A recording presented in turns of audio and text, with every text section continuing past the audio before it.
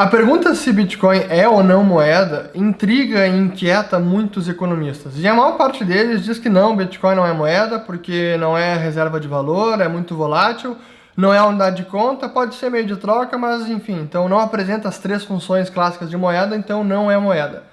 Uma outra forma de definir moeda é o meio de troca comumente usado ou universalmente aceito. E nesse quesito, obviamente, Bitcoin também não seria considerado moeda.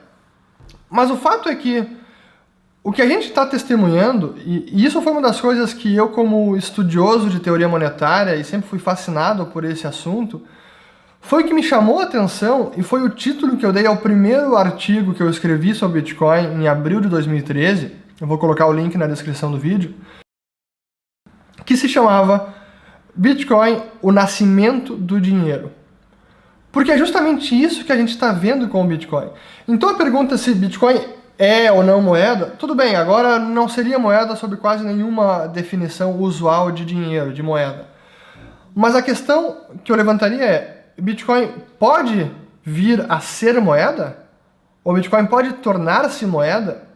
E na minha opinião, olhando puramente do ponto de vista da teoria econômica, não há nenhuma razão que impeça o Bitcoin de sim se tornar uma moeda relevante, ou até de se tornar a principal moeda. E aí a perguntar, o Bitcoin pode suplantar o dólar, pode suplantar a moeda como a gente conhece?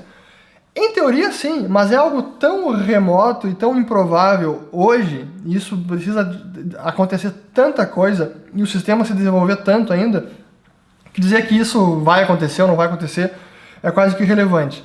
Mas o fato interessante é que o entendimento do Bitcoin tem feito os economistas, e isso comigo aconteceu, tem feito os economistas até entender melhor a própria noção de dinheiro e como um dinheiro nasce, se desenvolve e se torna dinheiro. Ou melhor, como uma commodity, uma mercadoria ou um bem qualquer é capaz de se tornar uma moeda universalmente aceita. E isso me traz, de novo, as três funções de moeda, a reserva de valor, meio de troca e unidade de conta. Porque essas três características, elas não acontecem ao mesmo instante, ou elas não surgem instantaneamente se estamos falando de uma moeda que nasce no livre mercado, realmente uma moeda privada. E a maneira que elas são verificadas num bem é numa ordem realmente visível, ou numa ordem clara. Pelo seguinte, o Bitcoin ele tem sido principalmente usado agora como uma reserva de valor. Sim, ela é volátil, sim, a cotação acaba flutuando bastante, e no passado ela flutuou muito mais, mas a reserva de valor é o primeiro componente de uma moeda. Então, para uma mercadoria, um bem e um bem digital incorpóreo como é o Bitcoin, para se tornar uma moeda, ele tem que primeiro ser visto como uma reserva de valor. E como os detentores de Bitcoin vislumbram esse potencial de apreciação de preço, de ganho de poder de compra, eles são dispostos, as pessoas, os usuários estão dispostos a armazenar e entesourar Bitcoins, vislumbrando justamente essa qualidade de reserva de valor. Por mais que seja volátil, e isso foi lá atrás, desde o começo, quando o sistema passou a funcionar e não tinha absolutamente nenhum valor, Bitcoin valia zero. Mas os usuários vislumbraram que ele poderia ter algum valor, e quando começou a ter algum preço de mercado, mais usuários foram vendo que sim, poderia ter um valor ainda maior no futuro. Então esse componente de reserva de valor é a primeira qualidade de moeda, ou a primeira função de moeda que surge numa commodity, numa mercadoria que almeja ou que pode ser alçada ao posto de moeda. É a reserva de valor. E eu digo isso porque quando vem a crítica, bom, então o Bitcoin, um dos motivos é que ele não é moeda, é que pouca gente aceita e não é usado como meio de troca. Que as empresas, inclusive, que anunciam que estão recebendo Bitcoin, ou que aceitam Bitcoins como pagamento, na verdade elas não estão aceitando Bitcoins. Elas recebem em dólares ou reais porque há um intermediário que facilita o pagamento em Bitcoin por parte do consumidor, mas a empresa em si recebe em reais. É convertido na hora da compra. Então a empresa não está aceitando Bitcoins. Sim, isso é verdade.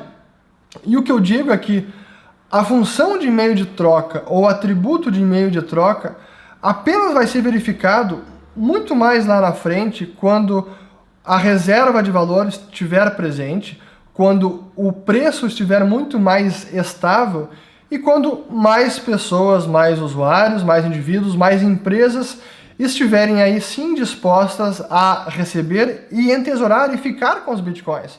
Porque vai perceber nesse ativo, nessa moeda, um preço que vai ser muito menos volátil, vai estar estável, já vai ser estável, então não há razão para não aceitar e manter os bitcoins em carteira. Mas então o meio de troca vem depois da reserva de valor e só depois que o preço se estabiliza de fato. Esse é o segundo atributo.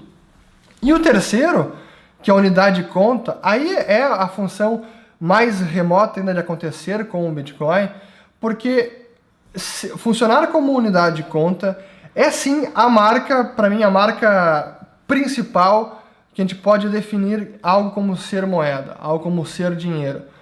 Porque aí quando todos os bens e serviços de uma economia são precificados naquela moeda. Essa é a função de unidade de conta. E essa é a marca última de uma moeda que é extremamente líquida ou que é comumente usada. Então, como Karl Menger dizia, dinheiro é o bem mais líquido de uma economia. Então, é o bem que detém uma liquidez que apresenta uma liquidez quase que perfeita. Essa é a definição de Karl Menger para dinheiro. Então, essa liquidez com o Bitcoin, se acontecer, só vai acontecer daqui muito tempo. Talvez décadas, talvez mais de décadas, e talvez nunca. Também isso é uma possibilidade. Mas quando a gente se pergunta e se indaga, o Bitcoin pode virar moeda? O que a gente está testemunhando e que a gente pode dizer e predicar, sim, ele pode se tornar moeda, pode se tornar o ativo mais líquido numa economia. Em teoria, isso pode acontecer. Se isso vai acontecer, são outros 500. Mas a gente está testemunhando justamente o nascimento de um dinheiro genuinamente privado, voluntário, e é a monetização do Bitcoin. E isso é realmente sensacional de se testemunhar, não apenas como um indivíduo qualquer, entusiasta e fascinado pela tecnologia, mas como um economista. E é isso que acabou me fazendo, o entendimento pleno de como funciona o Bitcoin, acabou me fazendo entender, compreender muito melhor como funciona e como se desenrola o próprio nascimento, crescimento e adoção de uma moeda no mercado.